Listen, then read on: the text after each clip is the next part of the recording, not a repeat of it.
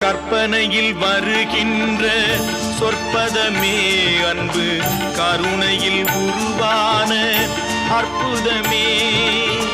கற்பனையில் வருகின்ற சொற்பதமே அன்பு, கருணையில் உருவான அற்புதமே.